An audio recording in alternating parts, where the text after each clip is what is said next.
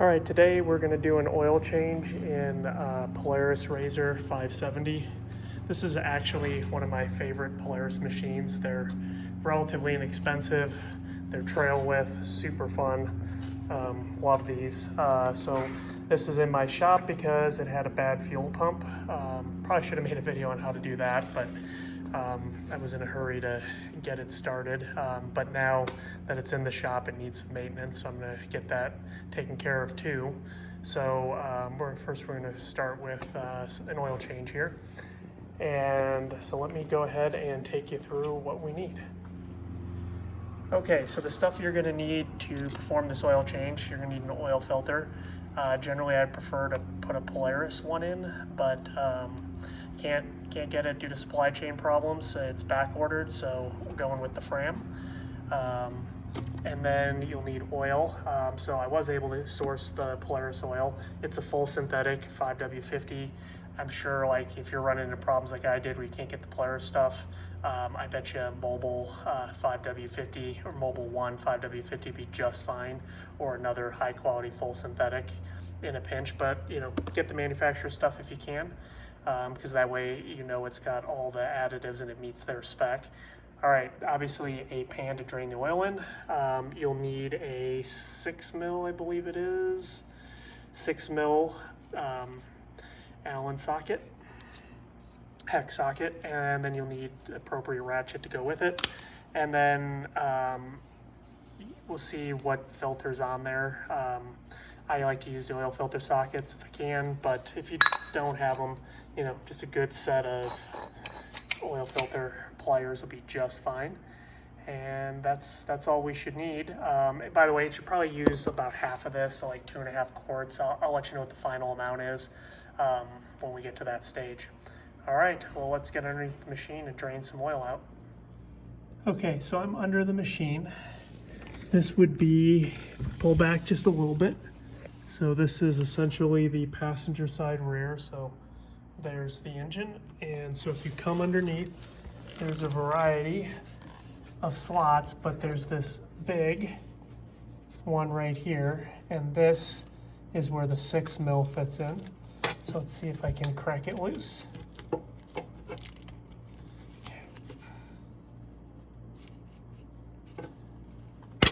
Oop, well, hopefully it didn't do anything bad there. Yep, so it's free. So now what we'll do is I'll get the socket off and I'll just go ahead and back that out. Let me go ahead and get the socket off with 2 hands. All right, so I got it off, or I broke it loose. So now we'll just go ahead and spin this out.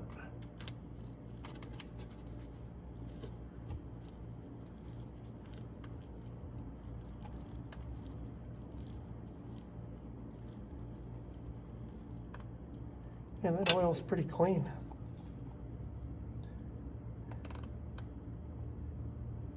All right, well, I'm gonna go ahead and let that drain all the way out, and then we'll show you how to get the filter off. Okay, so you can see right there, that's the oil fill and check.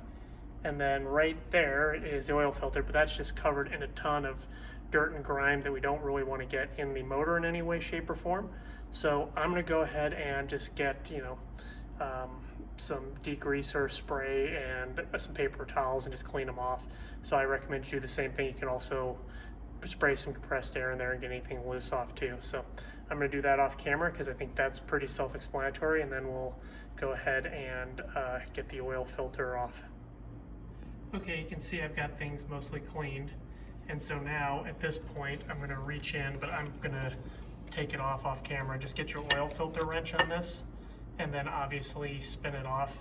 But I like to have the room where the camera is to be able to get on there because it's a tight spot, ideally, but I don't have an oil filter socket that fits on this that won't slip off. So I'm gonna have to just go ahead and use 2 hands and use the ones that pinch here.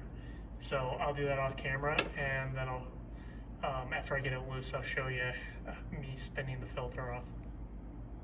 All right, so I got the oil filter loose. It certainly was a tight spot and hard to do, and I ended up, so I have these other oil filter pliers, and they actually work much better than the other ones I have. So just FYI, maybe that's a better option. And so now I can just get the camera to focus. Now I can just spin the filter off. I put that towel there to catch any oil that spills. But you can, it'll just get cleaned up if you spill it on the shop floor. Or I'll have to clean it up, I should say. But it's such a tight spot that making no mess probably isn't an option for someone such as myself. All right, so that's off. So let's go ahead and prep the new oil filter and put it on.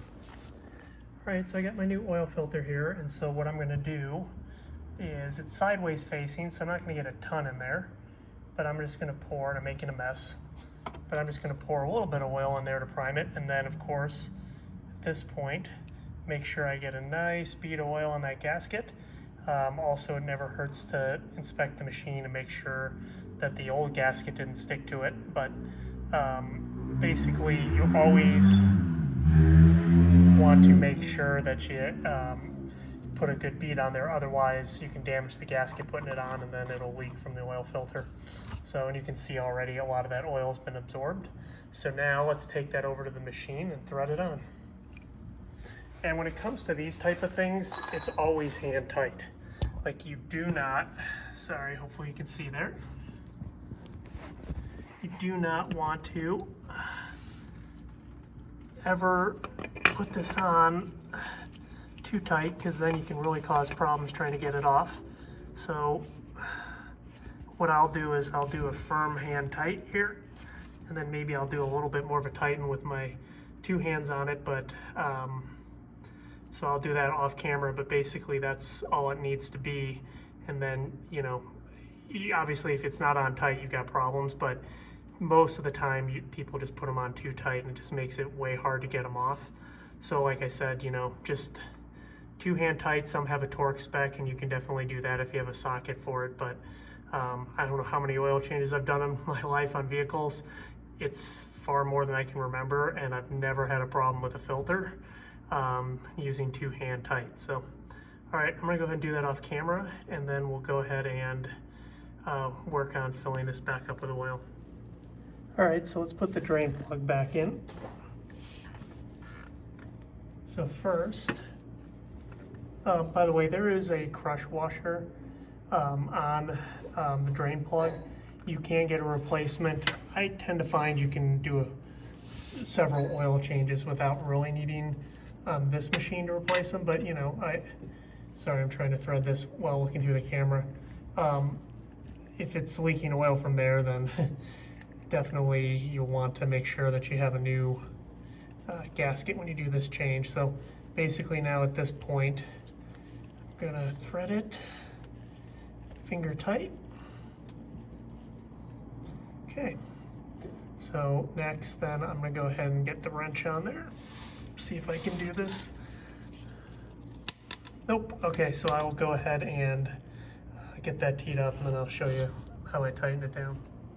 All right, so I have my wrench on there, and so you don't, once again, that's an easy thing to strip. So you can see here, I'm just really pushing with my thumb.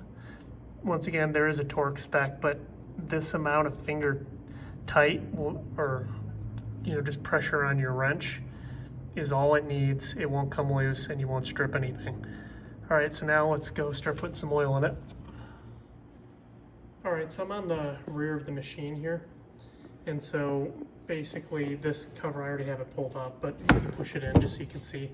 So there's a little handle hole here in the back, and you just pull up, give it a good yank. By the way, there's your air filter right on top. Here is the cylinder head for the motor, and there is the oil fill. So this cap is just going to come off, and same rules apply. Clean it up if it's dirty. And so now I'm going to drop a funnel in there, and we're going to go ahead and pour 50 ounces of oil in, and then we're going to check the level. All right, so I got my measuring cup filled up with approximately 50 ounces of oil. So let's go ahead and pour this in the top of the motor. All right, so I got my funnel set up. It's in the oil fill. So let's go ahead and just pour in this and we can check it. One other thing worth mentioning is this is the cap and it's got a gasket on it. I'm going to clean that dirt off of the inside of it, but make sure that that gasket is good, because if it's not, then you want to replace that. Okay, so this is the check. So just unscrew this.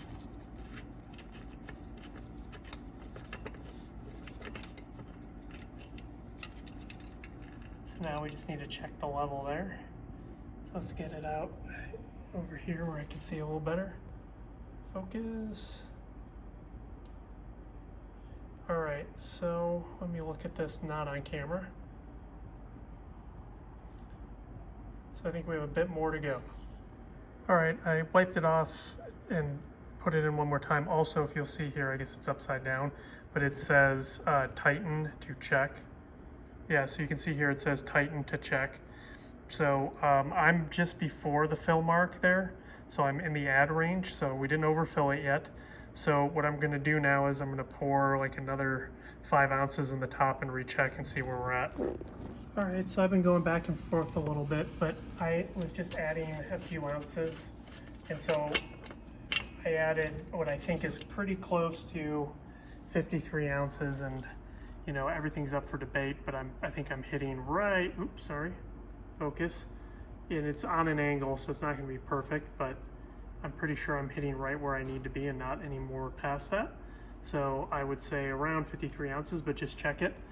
And now at this point, what we're going to want to do, I'll put this back in, make sure you tighten up the top oil cap as well, but now I'm going to run the motor for a minute or two, and then we'll just check for oil leaks, and then at that point you're done.